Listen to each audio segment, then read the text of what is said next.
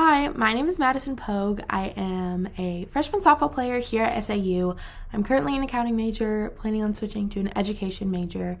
So I'm super excited to see how this class helps me in the future. My demonstrative speech today is going to be about how to babysit because I found that I have lots of personal experience. So step one, what do you want to do? You want to babysit.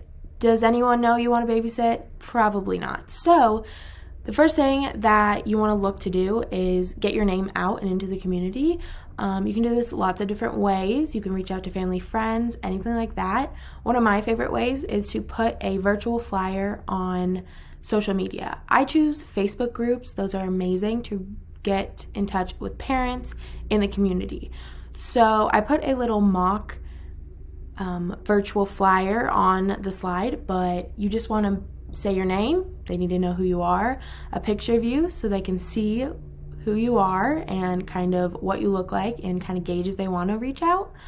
You have to say what you're posting about, being a babysitter, babysitting, and then you just want some information about yourself, how old you are, certifications you may have, availability like weekends or weekdays, references. I like to just state that I have them, and if someone wants them, they can reach out and get them that way. But then always put a way to contact you, pretty much. So that can be an email, phone number, to private message you on whatever you posted on. So that's super easy. But another thing I really like to stress is repeat this. Repeat it around Christmas. Say, hey, do you need a babysitter now because you need to go get some Christmas presents or anything like that. So just kind of keep doing this. Don't just do it one time. And yeah. Step two, you're going to get responses from this flyer. So you want to be able to respond back in a timely manner, but also in the right way. Don't text them like they're your friends, especially if you've never met them before. So you want to be professional, but you also want to have a personality throughout your text too. You need to let them know, hey, I'm a kid too. I can watch your kids and have a good time, but I'm also still responsible enough to answer these in a timely manner and respond in a way that shows that you're professional, but you're also there to, hang out with their kids and spend time with their kids.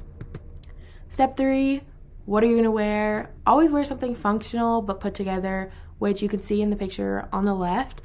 On the right, that outfit, super cute, but really, if you look at it, what can you do in that outfit easily and everything like that? Babysitting probably isn't the best place to wear that outfit.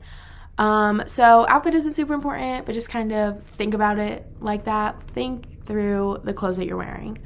So now you're ready to head over to the house. You want to get there 10 to 15 minutes earlier than when they said they're leaving. This gives them time to kind of gather everything up and get out the door and leave and all of that stuff. And also the parents will talk to you when you get there. That brings us to step four, talk with the parents. So the parents are going to have rules on food or just bedtimes. What are their bedtime routines? They'll kind of go through behavior things like discipline or, what's been going on recently, things like that, or things to kind of look out for. And then once all that's done, they'll usually be heading out the door. So that leaves you and the kids alone. And this is the best part, in my opinion, because you get to play with the kids. That's what you're there to do. You're there to have a good time with the kids and make sure they're having a good time. So some things you can do are play games. You can play hide and seek, you can play tag, or you can play board games. That always depends on the age of the kids. Are the board games actually going to be played how they're supposed to? We will never know. So you can play games, you can watch movies, pop some popcorn, sit on the couch, snuggle up and watch a movie. Or you can make things. You can make crafts, let them draw. You can make cupcakes or cookies. Of course, if their parents let them. But I find that most kids love baking and just making crafts. So those are super fun things to do to pass the time. Step 6, this is not the fun time of the night. Most kids, especially if you're doing the babysitting part right, don't want to go to bed. They're having fun, they have a lot of energy, and they want to stay up. So I found that being nice but firm, saying, hey, it's time for you to go to bed, and like being firm doesn't mean being mean. It's just reiterating the fact, hey, it's time for bed. We're not going to change anything just because your parents aren't here type of deal.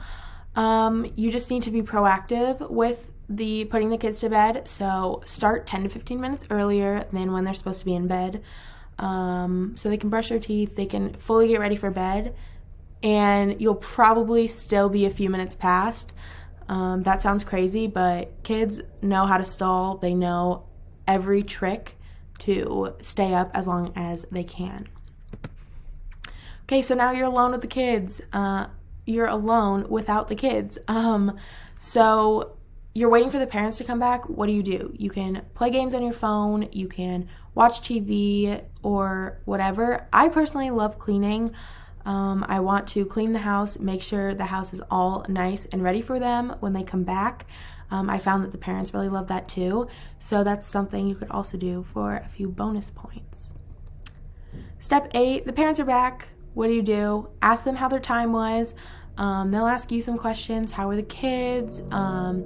Be honest with that question. But yeah, and then after all of your little chit chat when they get back, you will be paid for babysitting, which is a really nice reward. And then you say your goodbyes, mention, hey, I'm here if you ever need anyone again. And then you're finished. You are done with your babysitting job. I hope that helped some people. Thank you guys so much for following along and listening. And I hope you guys learned something.